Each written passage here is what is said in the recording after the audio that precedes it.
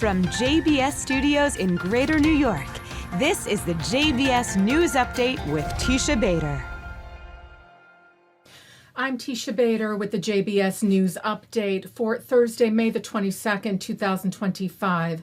A young couple who both worked for the Israeli embassy in Washington were murdered last night outside the Capitol Jewish Museum in our nation's capital. Yaron Lishinsky and Sarah Milgram were staff members at the Israeli embassy.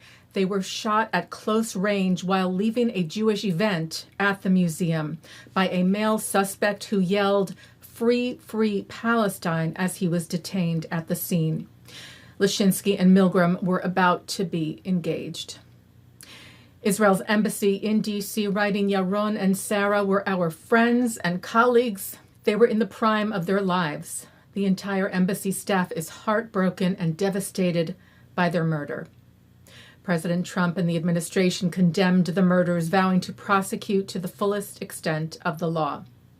Israeli Prime Minister Benjamin Netanyahu said, "My heart grieves for the families of the young beloveds whose lives were cut short in a moment by an abhorrent anti-Semitic murderer," saying, "I have directed that security be increased at Israeli missions around the world and for the state's representatives."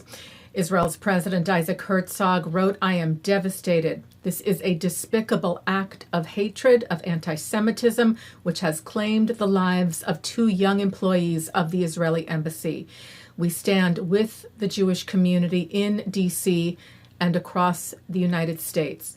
America and Israel will stand united in defense of our people and our shared values. Terror and hate will not break us." Jewish organizations here in the U.S. expressed their shock and grief over the murders of the young couple, and Israel's foreign ministry and embassies around the world said they will lower their flags to half-mast in mourning. The Jewish event held at the museum last night was an event by the American Jewish Committee, and its CEO, Ted Deutsch, posted about the horrendous attack, writing, "Our hearts are broken." He told MSNBC's Morning Joe, "When people chant slogans about murder, when they take the side of terrorists, when they march in the street calling for violence, this is the outcome," and spoke about the dangers of anti-Semitism becoming normalized. When someone someone has a sign, orders a sign that says "F the Jews in Philadelphia," that there aren't others in the bar who chuckle and applaud and laugh.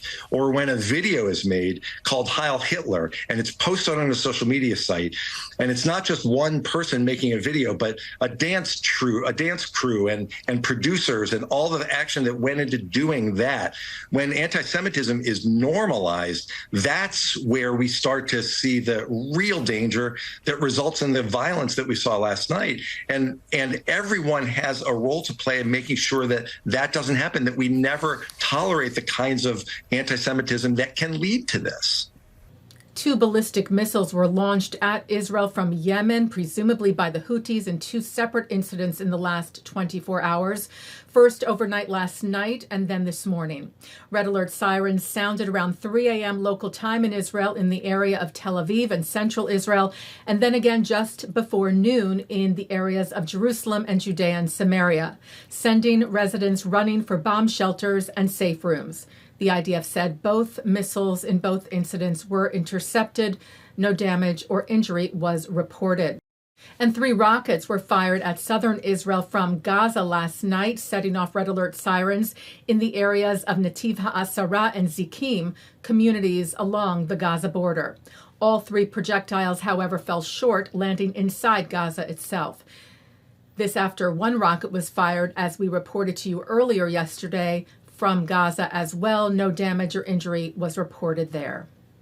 We turn now to the remarks made last night at a press conference held by Prime Minister Netanyahu regarding Gaza and the hostages, clarifying in particular the reported mention by the Prime Minister of the Trump plan of relocating Gazans. The Prime Minister's office released his statement this morning, with the Prime Minister saying, "I am ready to end the war according to clear conditions that will ensure the security of Israel. All of the hostages will return home. Hamas will lay down its weapons, leave power, its leadership be exiled from the Strip. Gaza will be completely demilitarized, and we will carry out the Trump plan. And it says something simple, Netanyahu said. The residents of Gaza who wish to leave will be able to leave. The 58 hostages who remain held by terror group Hamas in Gaza have now been captive for 594 days. Taking a look now at our programming for tonight on JBS for Thursday, May the 22nd. At 8 o'clock, Jonah Platt sits down with actress and proud Jew Tara Strong. At 9, Fauda actor Yaakov Daniel is on l'chaim. At 10, David Harris talks about Yuval Rafael's recent triumph on behalf of Israel at the Eurovision Song Contest, as well as, he says, the newest betrayals of Israel by Western European countries. At 10:30, it's an encore of the news, and coming up next, late JBS founder Rabbi Mark S. Golub discusses what it means for a liberal Jew to be an American Zionist in the 21st century. And that's the JBS News Update for Thursday, May the 22nd, 2025. I'm Teisha Bader. Am Yisrael Chai.